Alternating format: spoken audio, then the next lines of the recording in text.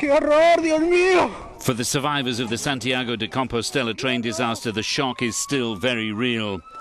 On Friday, the mayor said people who'd been injured were making progress and some had been released from hospital. Euronews spoke to Roberto Fariza, an American citizen with a Spanish grandfather. 3 years ago, he recovered from cancer.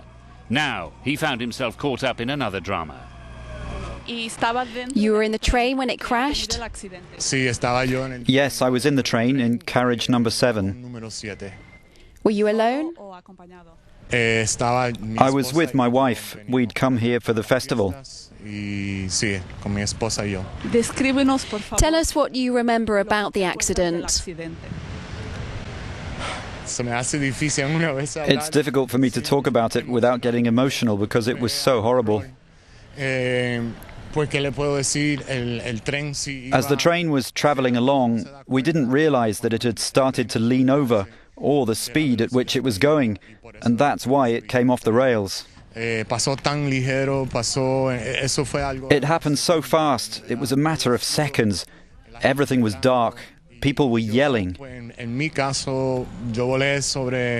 I was thrown against the side of the train as if I were a rubber ball. And my wife, she's now in a critical condition. She was under the seats, under 3 people, seats and luggage. And I was shouting to my wife, calling out to her, so that she would know if she were conscious that we were looking for her. She had a serious head injury. She was bleeding. She couldn't see. Her eyes were swollen. Her dress was nearly torn off. And then we began calling for help. People came from the local town, and about 10 of them carried her to the ambulance. The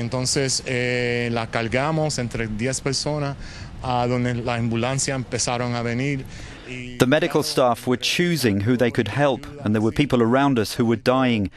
A young man of 26 or 27. It seemed that he was kind of okay, but then he died. And then another young woman and a man. Well, it was horrible.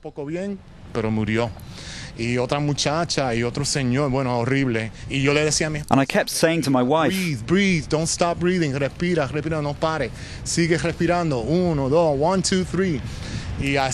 And it went on like that until we got to the hospital.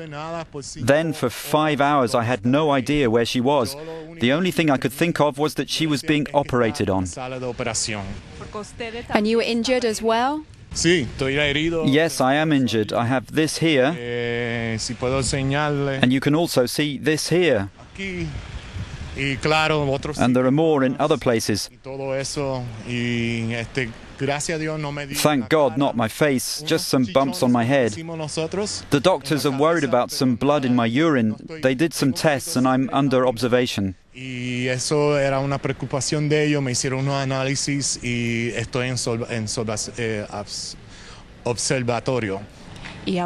where are you staying now?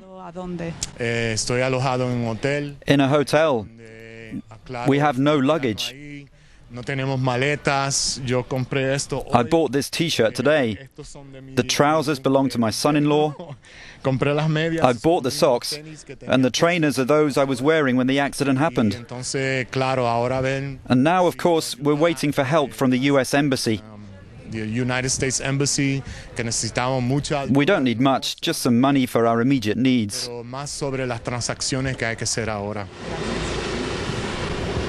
At midday, another minute's silence was held in Santiago, one of many held in Galicia and across Spain.